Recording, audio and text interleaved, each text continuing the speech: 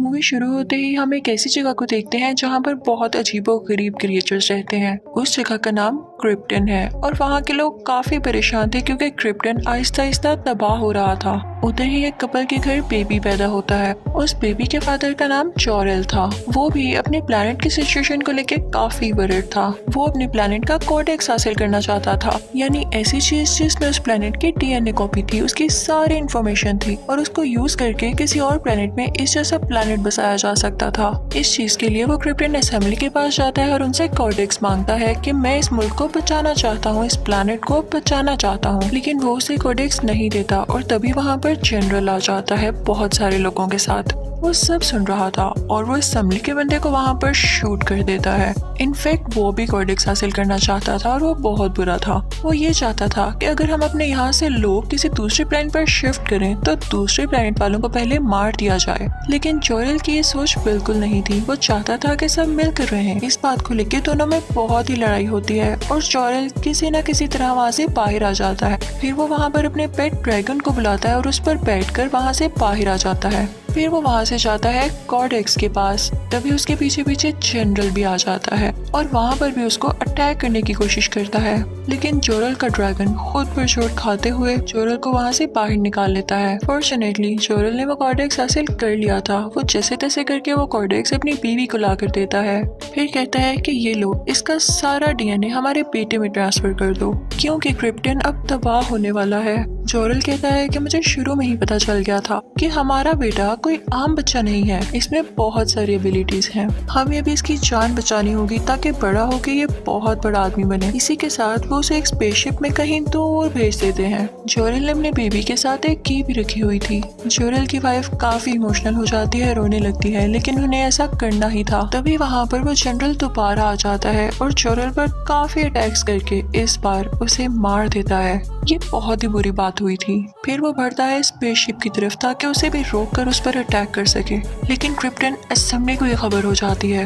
वो उसे रोकने के लिए फौरन से फाइटर भेजती है। स्पेसशिप डैमेज होने से बच जाती है। जब असेंबली मेंबर्स को ये खबर होती है कि उन्होंने जोरेल को मार दिया तो वो उन्हें सजा देने के लिए एक चीज में कुछ सालों के लिए कैद कर देते हैं। दूसरी तरफ हम उस बेबी की स्पेसशिप को देखते हैं जो कि फाइनली दुनिया पर यानी प्लैनेट अर्थ पर पहुंच चुकी थी और क्रिप्टन वहां पर तबाह हो रहा था और उसमें मौजूद लोग भी। अब स्टोरी आती है प्रेजेंट की तरफ। हम एक शिप में एक फिशरमैन को देखते हैं। उसका नाम था क्लार्क। वो भी बहुत सुपर एबिलिटीज रखता था। उस वक्त पास ही में एक जहाज क्रैश हो रहा होता है। क्लार्क फौरन से वहां पर जाता है और रेस्क्यू टीम भी वहां पर आ जाती है। इसी दौरान एक टॉवर भी वहां पर गिरने लगता है और क्लार्क अपनी पूरी पावर से उस टॉवर को रोक लेता है, लेकिन तभी वो जहाज ब्लास्ट हो जाता है जिसकी वजह से क्लार्क भी पानी में गिर जाता है। उसे सब पुरानी बातें याद आने लगती हैं कि जब वो छोटा बच्चा था तो उसके पास कैसी कैसी एबिलिटीज थी। वो सब कुछ स्कैन कर सकता था, उसे दूर की आवाजें आती थीं। वो बहुत पावरफुल भी था। एक बार उसकी स्कूल बस पानी में गिर गई थी और उसने अपनी स्कूल बस और बच्चों दोनों को पानी से बाहर निकाला था और उसे तब खुद भी नहीं पता था कि उसने कैसे कर लिया। क्लार्क के फादर उसे कहा करते थे कि देखो बेटा, मैं तो जानता हूँ ना कि तुम्हारे पास कितनी सुपर एबिलिटीज है, लेकिन समझो बेटा, दुनिया के सामने ये ना शो किया करो, दुनिया पता नहीं कैसी कैसी बातें बनाती है। तो इसलिए उसे अपनी पावर्स को छुपा कर रखना पड़ा और उसने एक होटल में एक काम करना शुरू कर दिया जो कि वेटर का था। उसे ट्रैवलिंग का और नई नई चीजें डिस्कवर करने का बहुत शौक था। एक दिन उसे अपने होटल में किसी से पता चलता है कि किसी जगह पर 20,000 साल पुरानी स्पेसशिप मिली है। ये सुनकर क्लार्क का उसमें इंटरेस्ट पैदा हो जाता है और वहाँ पर वो जाने की सोचता है। उधर एक न्यूज रिपोर्टर भी थी जिसका नाम लुइस था। वो भी यहाँ पर इसीलिए आई थी क्योंकि वो किसी इंटरेस्टिंग चीज की खोज में थी। जब रात होती है तो वो रिपोर्टर उस जगह की कुछ पिक्चर्स लेने लगती है और उसे पिक्चर्स में कोई आदमी दिखाई देता है। वो कोई और नहीं बल्कि क्लार्क ही था जो वहाँ पर स्पेसशिप ढूंढने के लिए अपनी आंखों से लेजर निकाल रहा था और पहाड़ों पर बड़ी बर्फ को मेल्ट कर रहा था। लेकिन उसे वो स्पेसशिप मिल ही जाती है। उस स्पेसशिप के अंदर एक मॉड्यूल होता है। क्लार्क के पास एक मिस्टीरियस की थी जो कि वो उस मॉड्यूल में लगा देता है। उसमें से जोरेल निकलता है और क्लार्क से कहता है कि मेरे बेटे तुम आ गए। तो क्लार्क कहता है कैसी बातें कर रहे हैं। तो जोरेल कहता है कि हम सब क्रिप्टन प्लेनेट पर रहा करते थे, तुम मेरे बेटे हो, और जब वो क्रिप्टन प्लेनेट तबाह हो रहा था तो मैंने और तुम्हारी माँ ने तुम्हें इस दुनिया पर भेज दिया। और रही मेरी बात तो मुझे एक आदमी ने कोर्टेक्स की लालच में मार दिया। वो उसे कोडेक्स के बारे में भी सब कुछ बताता है।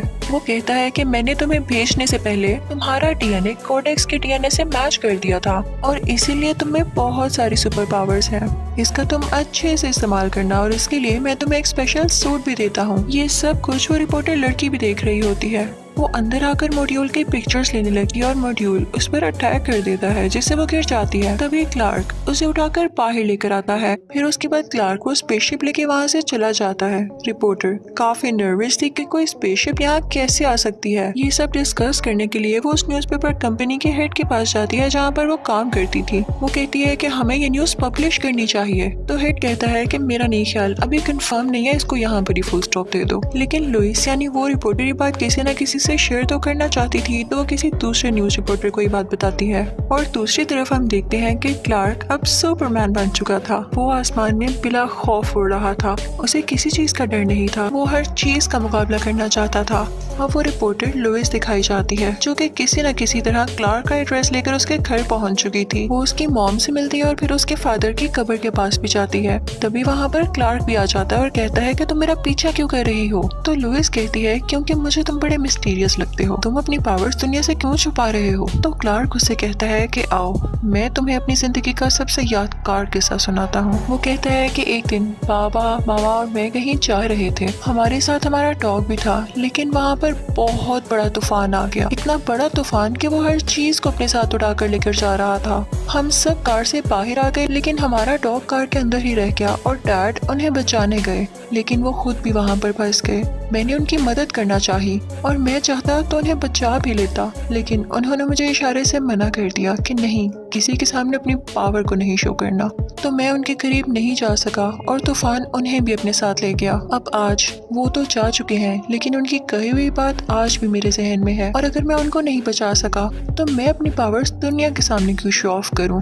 तो वो कहती है कि तुम दुनिया के लिए बहुत अच्छा काम कर रहे हो, keep the good work up. फिर क्लार्क अपनी मॉम के पास जाता है और उन्हें बताता है कि मॉम, मैं सुपरमैन बन चुका हूँ और अब मुझे समझ आ गया है कि मैं शुरू से इतना स्ट्रॉन्ग क्यों था। उसकी मॉम ये सुनकर रोने लगती है और बहुत खुश होती है, लेकिन साथ ही वो कहती है कि तुम मुझे छोड़ के तो नहीं जाओगे। तो क्लार्क कहता है कैसी बातें कर रही हैं, मैं आपके साथ रहूंगा। फिर हम देखते हैं कि आर्मी को सैटेलाइट के जरिए कुछ अजीबोगरीब पिक्चर्स मिलती हैं। उन पिक्चर से ये शो हो रहा था जैसे कोई स्पेसशिप दुनिया की तरफ बढ़ रहा है। फिर उन्हें मैसेज मिलता है कि हमारे प्लेनेट का एक आदमी आपके प्लेनेट पर है, हम उसे लेने आए हैं और अगर वो हमें ना लौटाया गया तो हम तुम्हारी दुनिया को तबाह कर देंगे।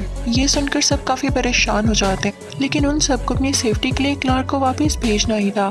दूसरी तरफ उस न्यूज़पेपर कंपनी का हेड भी सबको ये खबर बता देता है, क्योंकि अब ये बात किसी से छुपी नहीं थी। फिर हमें पता चलता है कि क्रिप्टन प्लैनेट से वो जनरल भी आ चुका है इस दुनिया में। आर्मी ऑफिसर्स और काफी ज्यादा एजेंट सुपरमैन को ढूंढ रहे होते हैं। सुपरमैन नहीं चाहता था कि उसकी वजह से इस दुनिया में कोई मसला पैदा हो, तो वो खुद ही उनके सामने चला जाता है और सरेंडर कर देता है। अब उसे अरेस्ट करके एक रूम में लाया जाता है जहाँ पर लुइस उससे बातचीत करती है, उसे इन्वेस्टिगेशन करती है। उस रूम में एक ग्लास लगा होता है जिसके पीछे से आर्मी भी उनकी बातें सुन रही थी। तो क्लार्क उस शीशे के पास जाता है और कहता है कि आपको मुझ पे नजर रखने की कोई जरूरत नहीं, मैंने आपकी सेफ्टी के लिए ही खुद को सरेंडर किया और आप फिक्र न करें, आप भेज दें मुझे उन लोगों के पास ताकि आप लोग सेफ रहें। इस बात से उनको भी अंदाजा हो जाता है कि ये पूरा इंसान नहीं। अब सुपरमैन को एक मैदान में ले जाया जाता है जहाँ पर क्रिप्टन प्लैनेट के लोग उसे लेने आते हैं। वो लोग प्लैनेट अर्थ की आर्मी को कहते हैं कि हमें अपने साथ लुइस को भी ले जाने दें, लेकिन आर्मी नहीं मानती। तो लुइस कहती है कि कुछ नहीं होता, फिलहाल मुझे जाने दें, और वो उनके साथ चली जाती है। क्रिप्टन प्लैनेट पहुंचते ही लुइस को एक चैम्बर में बंद कर दिया जाता है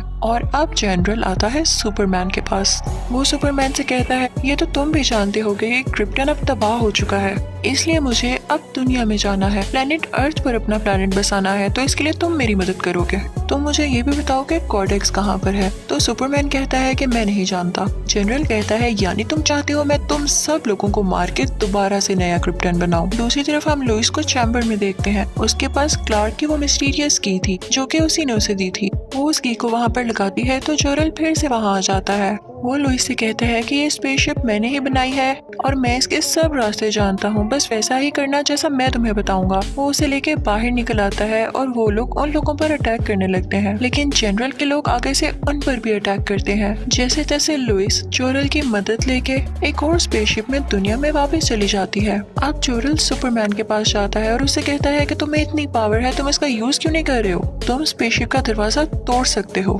सुपरमैन अपनी पूरी पावर से उसका दरवाजा तोड़ देता है। बाहर आने पर उस पर सूरज की रोशनी पड़ती है, जिससे वो और ज्यादा पावरफुल महसूस करता है। लुइस जो कि स्पेसशिप में प्लेनेट अर्थ की तरफ जा रही थी, उसकी स्पेसशिप रास्ते में ही क्रैश होने लगती है। सुपरमैन फौरन से उधर जाता है और उसको बचाकर आराम से नीचे ले आता है। फिर हम देखते हैं कि जनरल भी प्लेनेट अर्थ में आ चुका है और सुपरमैन की मॉम के पास जाता है। वो कहता है कि बताओ कहाँ है तुम्हारा बेटा और वो कॉडेक्स कहाँ है? वो उसे मारने लगता है और तभी वहाँ पर सुपरमैन आ जाता है और कहता है कि तुमने मेरी माँ को हाथ कैसे लगाया? वो उसे वहाँ से लेके तेजी से उड़ने लगता है और उसे पिलर्स में दे मारता है। जनरल ने एक स्पेशल सूट पहना हुआ था, उन दोनों में काफी लड़ाई होने लगती है। सुपरमैन उसका हेलमेट तोड़ देता है, जिसकी वजह से उसे सांस लेने में मुश्किल होती है। इस बात का फायदा उठाते हुए सुपरमैन उसे मारने ही लगता है कि तभी जनरल के लोग उस पर अटैक कर देते हैं। अब वो लोग जनरल को वापस अपने साथ क्रिप्टन ले आते हैं।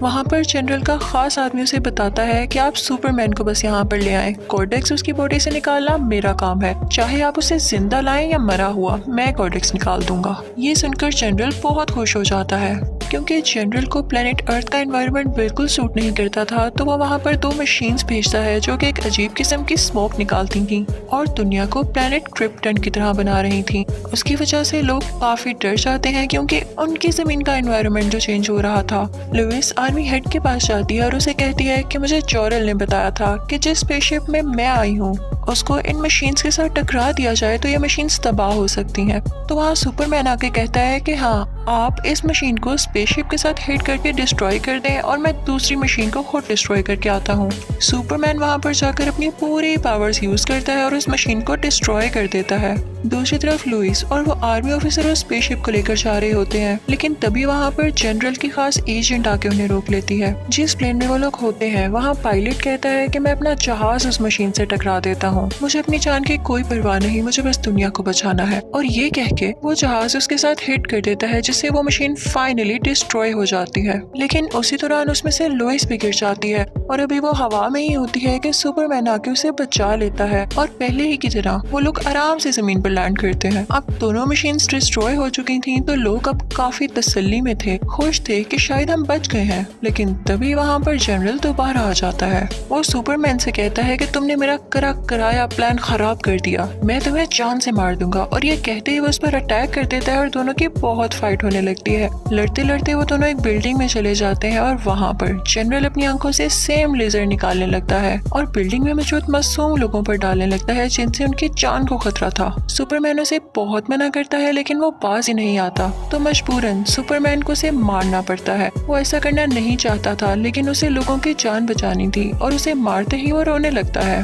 फिर कुछ टाइम बाद हम देखते हैं कि सुपरमैन यानी क्लार्क लुइस के पास एक न्यूज रिपोर्टर के इंटरव्यू के लिए जाता है। लुइस उसे हायर कर लेती है और स्माइल करके कहती है welcome to the new planet. और इसी के साथ ये मूवी यहाँ पर खत्म हो जाती है। Thank you for watching.